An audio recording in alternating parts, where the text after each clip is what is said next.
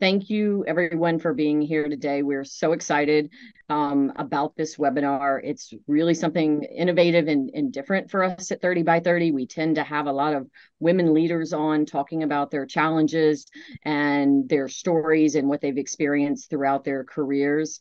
And so this is really exciting for us, and I've been thinking a lot about what it means. Before we get started, I'll do a couple of introductions to the team that will be here with us today, as well as to Project Compassion. So for those of you who don't know me, I'm Tanya Meisenholder. I'm the Director of Gender Equity at the NYU School of Law Policing Project. In that role, I oversee the 30 by 30 initiative to advance the representation and experiences of women in policing. Prior to that, I spent nearly 20 years at the NYPD and served in a variety of roles, including strategic initiatives, training and development, intelligence and counterterrorism, and I served as the Deputy Commissioner of Equity and Inclusion, which is where I had the opportunity to first get involved with 30 by 30. So from Project Compassion today, and we'll tell you a bit about Project Compassion in just a minute, we have Michael Harrigan, who will wave and show us where he is there. So Mike is an independent consultant. He's focused on law enforcement policy and procedures and firearm laws, which is something that I find just fascinating, being originally from the South, but having lived in New York for some time. His experience in law enforcement spans a really long time. I won't tell you how long because I hate to date him. But it includes service at both the local and the federal level. And he did spend over 20 years at the FBI. And during that time, he was the chief of several programs. That are really important to mention are his work with the firearms training program, where he oversaw all of that. And also he oversaw the FBI National Academy. So for those of you that are familiar with that program, Mike was in charge of should I say Mike or Michael? I'm sorry. Mike is great. Okay. He was in charge of all of that. And he, if we have additional questions about the FBI and I'm sure we can ask him too, and ask why it's so difficult for women to get in. Mike. um, Sean Harvey, I've gotten to know over the past couple of months. Extraordinary human being, and he is a TEDx speaker and the founder of Warrior Compassion Men's Studio. He is also an interfaith minister whose book, Warrior Compassion: Unleashing the Healing Power of Men, was released in the fall of last year. Pick it up, please.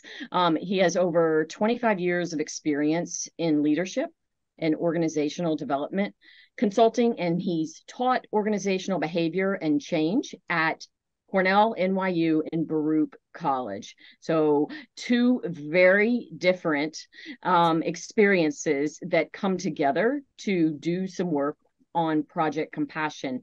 So I'll just talk for a minute about 30 by 30 for those of you that are new to us, and then I'll hand it over to Mike and Sean to cover Project Compassion real quick.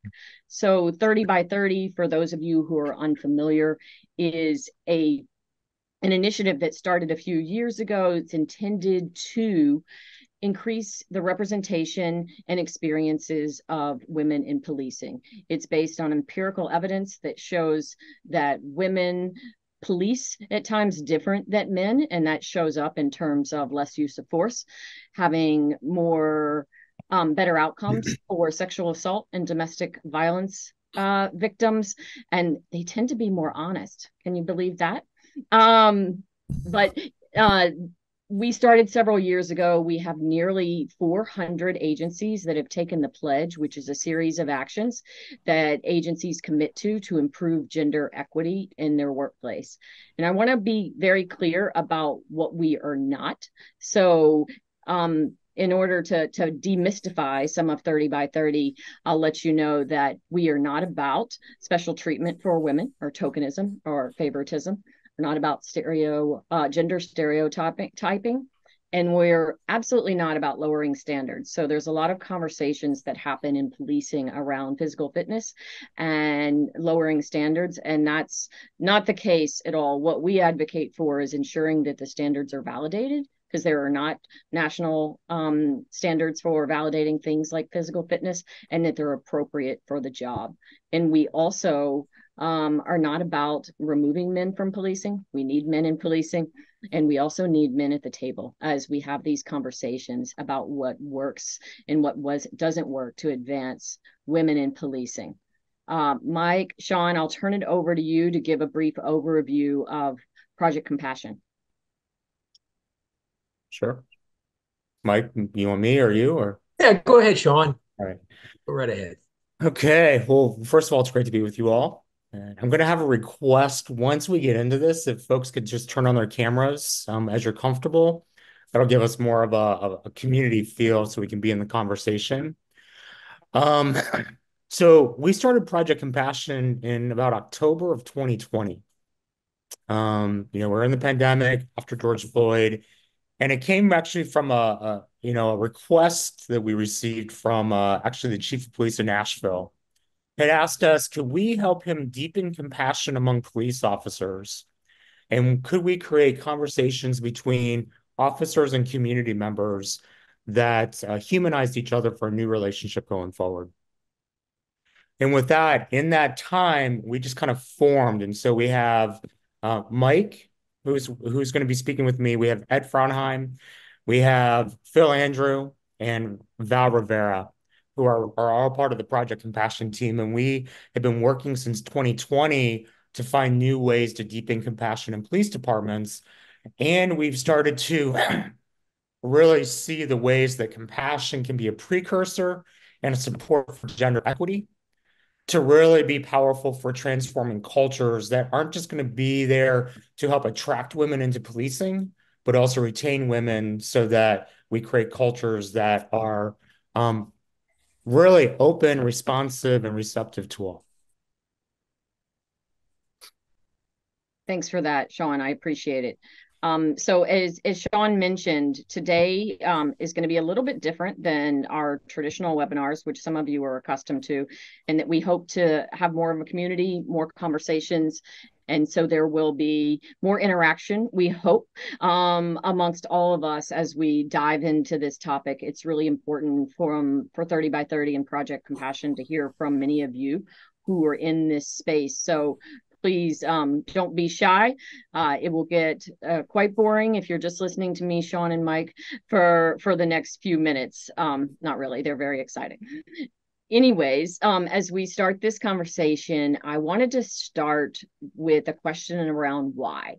So why compassion in policing, and why now? And I'll pose that question to you in just a minute, but where I would like to start is kind of with 30 by 30 and why we agreed to do this. So for me personally, I hadn't really thought about compassion in policing at all during my tenure at the New York City Police Department. The only touch that we'd had with it, we had a speaker at one point on self-compassion, and it was a brief moment in time. It was very informative, and then we moved on, and I didn't give much more thought about it until I joined 30 by 30 and started to think about what women bring to the table. And I think the research is clear, and some of what we've heard from anecdotally is that women do experience policing in a different way. They treat folks differently in terms of de-escalation and how they interact with people on the street. And I think for us, we're at a turning point in policing. Was what does an ideal cop look like? What do we want police to look like? And where does compassion fit into that? So I'll start with that, but I'd love to hear from some of you about why you think it's important to have this discussion in, what does compassion look like in policing, and why now?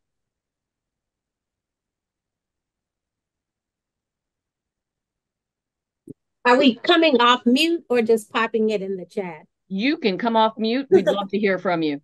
So, I was saying earlier that I do think that even having the conversation about compassion helps us as we're looking at the tenets of 21st century policing.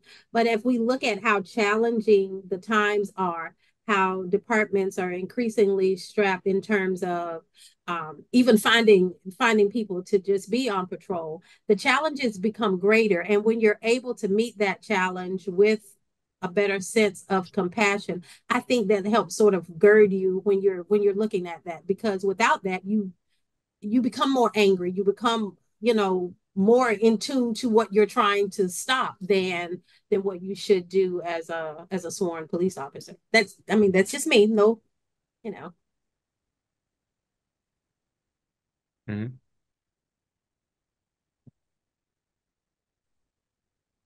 I would kind of say the same thing.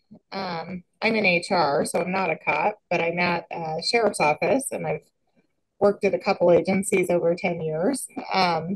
So just hiring these folks, that is a component that we look at, not only as, you know, people naturally just kind of want to follow those who are compassionate and care about more than the fact that they're just there to do their job. They know their families, they know all of that stuff. And in turn, they develop those types of leaders that follow the leaders, right? And they go out into the community they serve and they're able to connect, I think, with that. We're so focused on community policing here where I'm at in Colorado. And that's just really a component that is important to all of that and making those connections and that trust, building that trust in the community and within the agency. Thank you for that. Sean, Mike, from your perspective, would you mind adding to, why compassion, like why now and why in policing? Yeah, I think I think we have to start the conversation with the fact that compassion is at the heart of policing, right? It is at the very heart of policing. And that we also have to understand that, for agencies to do better and for any organization to do better, you have to have a healthy workforce. You have to have healthy leadership, and that translates into a better product for the public. But having that conversation from the inside out is the tough one. I mean, law enforcement over the last 10 years has faced some very tough times in this country. And they've done a lot of good things for law enforcement. But what you're seeing now is you're seeing more look at, something like smash the stigma, encourage officers to stand up and come forward in an environment of trust to say they're suffering. Because you can't have an agency provide the highest level of service to the public if it's not well inside. That's the key. It has to be made up of well people, good people that are well adjusted and cared for, and effective leadership that sets the standard and sets an atmosphere of trust within the organization. And when they set those high standards of behavior, of service to the public, then an outgrowth of that is the actual increased service to the community. But I think that's where it all starts. It all starts there. And that also transcends when you talk about compassion. People think somehow they make the mistake of saying compassion somehow is officers, being super soft in arrest situations and everything else. No, not at all. Officers have to have the hard skills to make the arrests of those individuals who threaten society and the citizens, right? But on the other side, they have to have the soft skills. They have to be able to interface with the public effectively and to present an image of caring and of compassion to the general public. And that's a tough thing for a lot of officers to do. And over years of a career, when we look at the average patrol officer, what they deal with day in and day out, if we can recognize the difficulty they face, the pressures they face, the anxiety they face, and how that may impact their preparedness for the job, then we can say, hey, are we doing enough for these officers to make sure they're well, to make them well, to help them be well? And then, of course, from that, then we can have a greater level of service to the community. But I think the outside in approach is a problem where we expect officers and agencies to do a certain thing without looking at the support that officers need and agencies need. to lower the stress level on officers, and frankly, to have better selection processes to make sure the right people get in the job and make sure they're mentored and developed and that they follow a standard in the departments of a high level of service. So is it fair to kind of think about compassion in three ways, like self-compassion with yourself, compassion with your colleagues and your peers and the people that are in your workforce and in your organization, and then of course compassion with the people that you serve, the community? Is that a good way to think about compassion from a categorical sense? And I think that's a good. Yeah. Go ahead, Sean. no, I would add, echoing all of what you just said, Mike, and I like those three categories. So I guess what I would add into the mix is also how do we support people as they're navigating change? A lot of times on our team we talk about what, really compassion is really how do you recognize suffering and how do you have a desire to alleviate suffering for yourself or someone else. And so you've just tapped into many of the ways for self, many of the ways for the departments and community. But then there's also how do you navigate what comes up for folks as we're trying to navigate change.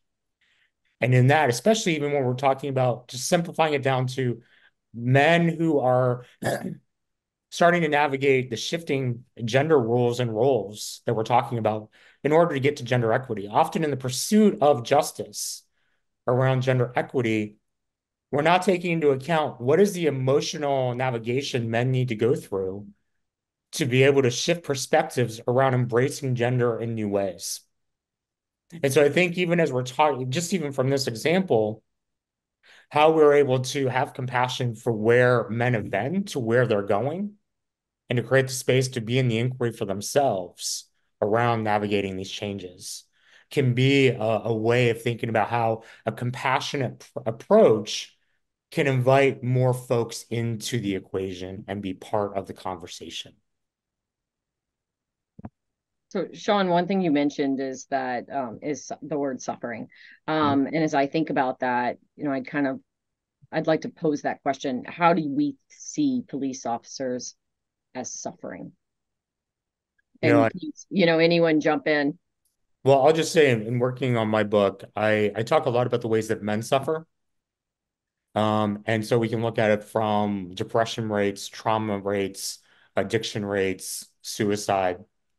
And then we look at those same statistics through the lens for veterans or officers.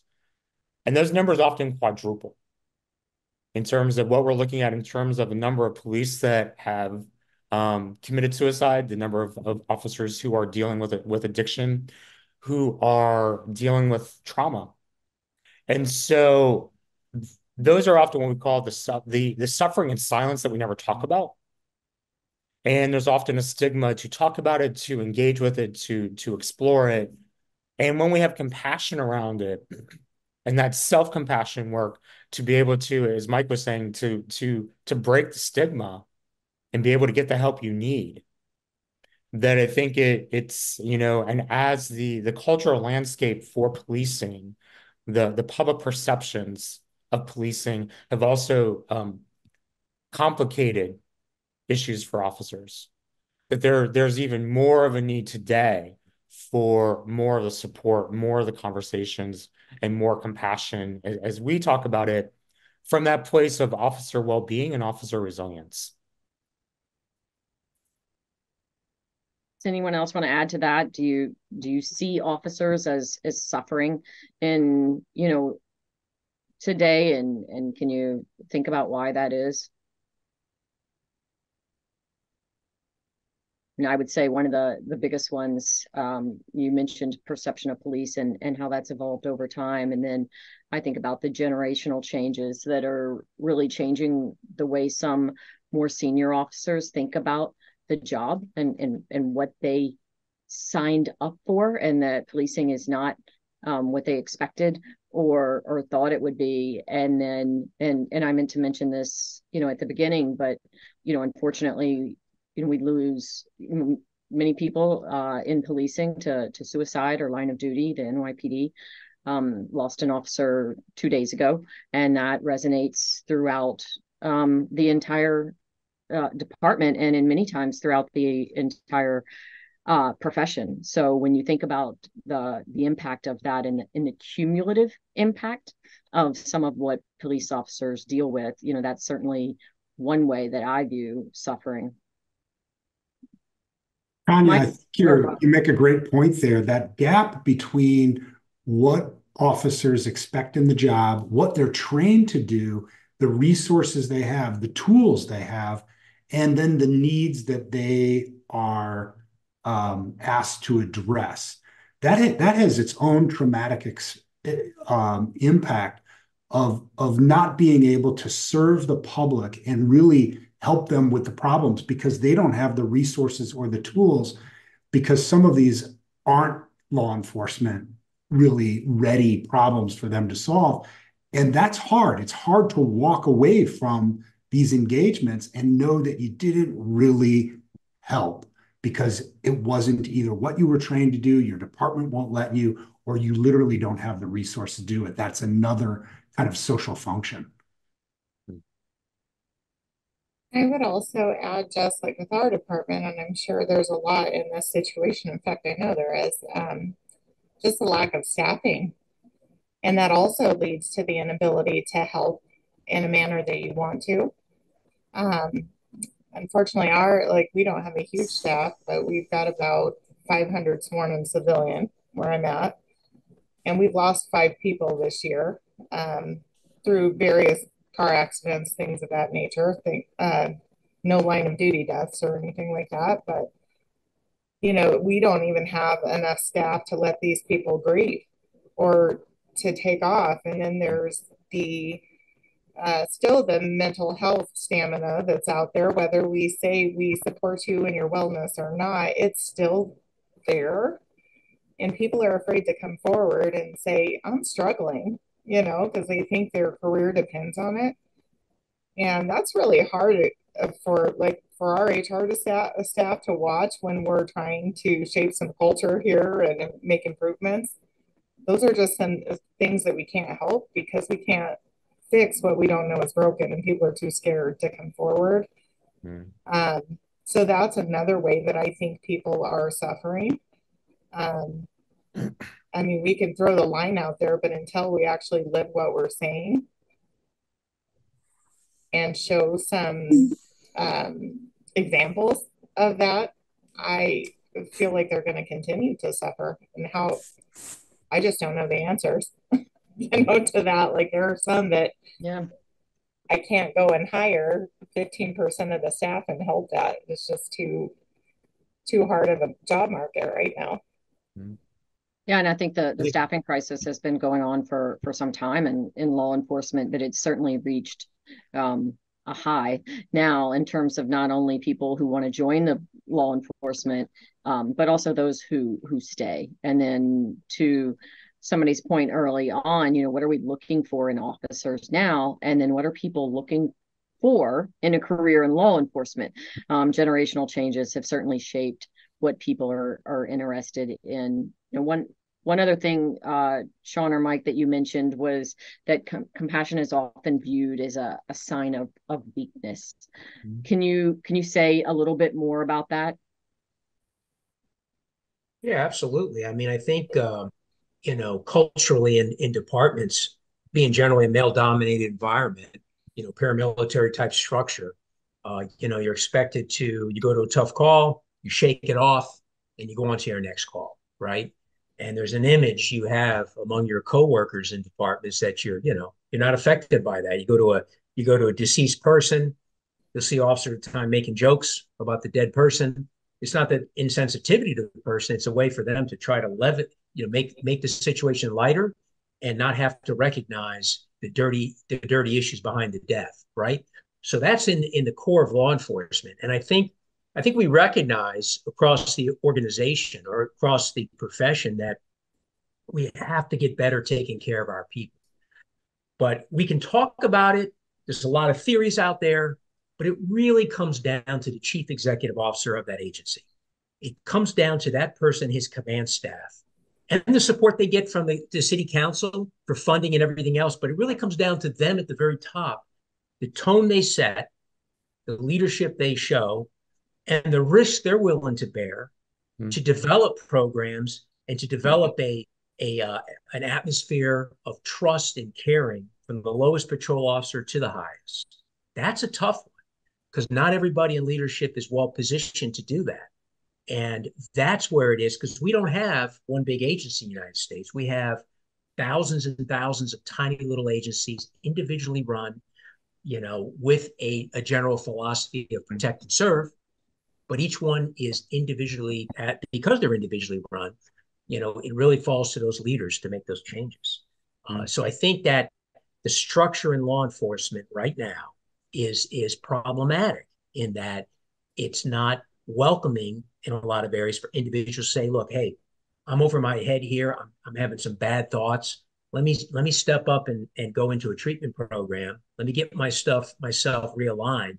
And for the profession, understand it's okay if you feel like that. There's nothing wrong with you. It's good you came forward. We'd rather have you in treatment because we care about you as an individual, and we don't want you as a statistic up on the suicide number tally, right? And we also know that if you're under immense pressure, your interactions with the public aren't going to be very positive. That can only degrade the level of the quality of your interaction. So I think you have to really get to compassion as an accepted, and in a lot of places it is. There's some phenomenal leaders out there in many departments who really live this in how they take care of their people. But I think it's got to become more embedded across the profession and be okay to show, because you take the most seasoned, rough officer in the world and you put a cute little baby in their hands, there's a compassion, they turn to mush, right? So they have it as human beings, they're there. It's right. Just that the job is what makes them develop that hard outer shell. Yeah. And I think it also has the potential to go, downstream a bit. I mean, I've known officers throughout my time who have told their children, not to seek mental health treatment because they want a career in law enforcement and they're afraid of the implications of that during the hiring process.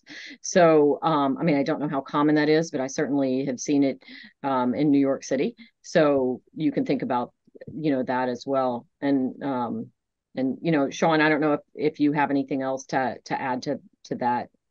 Well, I just want to pick up what Mike was saying at the end. Often when I talk about compassion, I say I often would say this even when I was teaching at, NYU or Baruch. I would often say, I'm not teaching you rocket science. I'm teaching you common sense practices that aren't commonly practiced.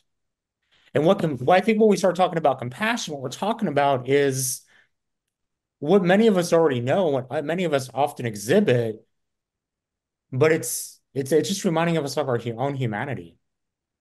And I think this is less about, bringing in the next program or the next conversation. It's more about a mindset. It's more about a way of being that when you're operating and doing the job, you just have that sixth sense that's just giving you an indication of, okay, so now what's the impact on the individual? What's the impact on me? And they're asking a different set of questions. And so I think it's just providing a different level of awareness of who someone actually is and bringing that into the work. And so, I think a lot of times when we talk about these concepts, we talk about compassion, we often can overcomplicate it. When in reality, it's just, is the culture giving permission for us to bring this dimension of ourselves into the work? And do you have, as Mike was saying, the chief executive, from the top down, are you getting examples or models of people demonstrating compassion? And we were just talking about earlier, before we got on the call, just watching canine videos of canine officers, and that'll just like warm your heart. And so the different ways just to be able to access the heart and bring that into the work. And the reality is, officers are doing this every day. We're not suggesting the officers aren't demonstrating compassion. We may just not be acknowledging the ways officers are being compassionate. And that if there's more permission to offer more of that, what that might do to the cultural environment. Yeah, and I don't really think many law enforcement agencies even use the term. It's something that's just, not really talked about much in my experience. I could be wrong, Mike and Sean and those of you who are dealing with other law enforcement agencies, but it's just it's more in terms of, are you being respectful to the community you serve, and that respect does not equate to compassion. That's, do you have manners, and are you being polite, right? So that's different. So a slightly different question, and I would love for some folks. Sabrina, did you have something to say? Okay. When you think about the connection between compassion and gender equity, like, what do you think that looks like? Like, how does compassion relate to creating greater gender equity in police departments? Well, I think when you look at the reduction in hiring numbers, you look at the reality of the job market now. Agencies are struggling to hire people, right? So when you look at it, just from a numbers perspective, you have to get more applicants. And clearly, part of that is we haven't tapped in to the 50% of the population that are female. So that's an under tapped in a population. So I think what it is that we have to ask what's keeping women out of law enforcement. The image of the profession may be one. The other may be the recruitment methodology. The other may be the initial training philosophy and how that's structured, right? And then the finally is the cultures within departments. Are women staying? And I think that with a more compassionate approach by leadership and by individuals in agencies, I think that leads to greater acceptance of the differing roles of women in society, such as when a woman chooses to start a family and she's a patrol officer, is not allowing her career to be sidelined because of that, and finding other ways for career enrichment, and also for the peers there to look at her not as, oh, just trying to get out of work. She's sitting behind a desk for 9 months, but understanding that that's just part of being a woman, is raising a family, or even when women go through divorces and they're the primary caretaker of children and they're in the department too, finding ways to accommodate. And I think there's great ways that we can recognize in the profession, show compassion to the reality of women in policing, and understanding there is a difference, and to celebrate that difference, but also recognizing the skills and the talent they bring and the dimension they bring to the job that men don't bring to the job. So I think that all starts with compassion, because you can have a policy that says, yeah, women get 9 months to be behind a desk, but that's only a policy. The compassion behind is when leadership says, this is why it's important, and this is why we value that female employee who's taken that time while they're pregnant or even afterwards with maternity leave. But if they don't engage on that and set the example of compassion towards that individual, the policy is just a policy. That's all it is. You got to embed it, work to embed it in your workforce, to respect those choices and respect the talents and value that women bring to the job. Right. So I always love being partnered with Mike, because we come from absolutely opposite spectrums. So I'm a Wall Street guy that went to work for Eileen Fisher, the women's fashion company. Now, Eileen Fisher was 83%, it is 83% women. And what I got to see and witness in that culture was how men were being transformed through female leaders, feminine leadership, and in a culture that women were not asked to act like men to succeed in business, but women could actually just be women and really demonstrate what does true feminine leadership look like, and how is that transforming men and their perspectives on gender.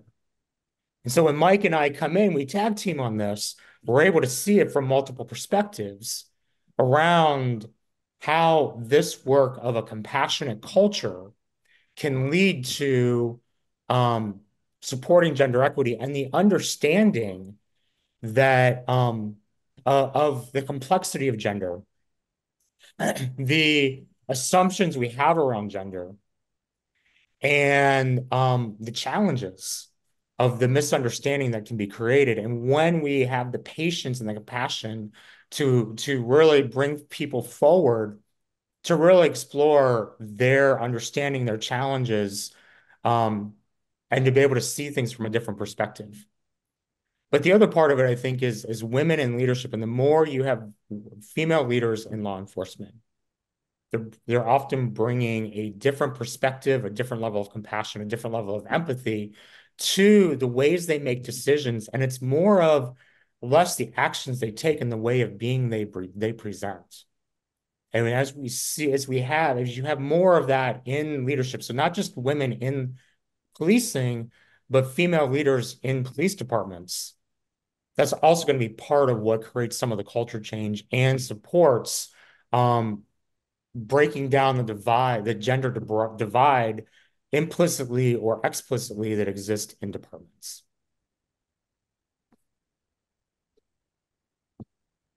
Thanks. And I was just reading, Ed had put something in the chat about a workplace experience firm called Great Place to Work. And in one of the surveys they did mentioned that women are 2.5 times more likely than men to want their workplace to be compassionate. So that for me raises that question that we touched on is, what who is attracted to a career in law enforcement, and then for those that are interested in those types of career, what is their vision of what that career is gonna look like, and how do we change that over the course of time? And when I think about gender equity, one of the things I think about is from a chief that I spoke to earlier, and she said that the community, the public, everyone needs women to show policing in a different light, that it is not this or that it's evolving, and it doesn't have to be this hyper masculine sort of profession where we handle things a certain way, and we don't have people that genuinely care about the people inside the organization. I kind of think about that in terms of internal quality of life as well as the community. And then I think we also can recognize that how you're treated, how you treat each other on the inside of an organization has tremendous implications for how you treat people on the outside in the public. And we see that all the time in policing, in terms of who your managers are, how your hierarchy is speaking to you, whatever your interaction was before the next one. So I think there's a lot of different ways that shows up. So we're going to do a short exercise. It may be painful for some of you who don't. That have a little bit more difficulty engaging, but we're going to break out for just a few minutes into breakout rooms. We won't spend a lot of time there, but if those of you that are so inclined could show your face, that would be lovely. If not, if you could at least contribute to your fellow team members, we'll do that for just a couple of minutes. And I really just want you to think about the conversation that we're having, and 2 simple questions. What's your reaction, and what questions do you have? And then we'll come back, we'll discuss that for a few minutes and have a few more questions for y'all. So I'm going to send you into rooms, and we'll send you back shortly.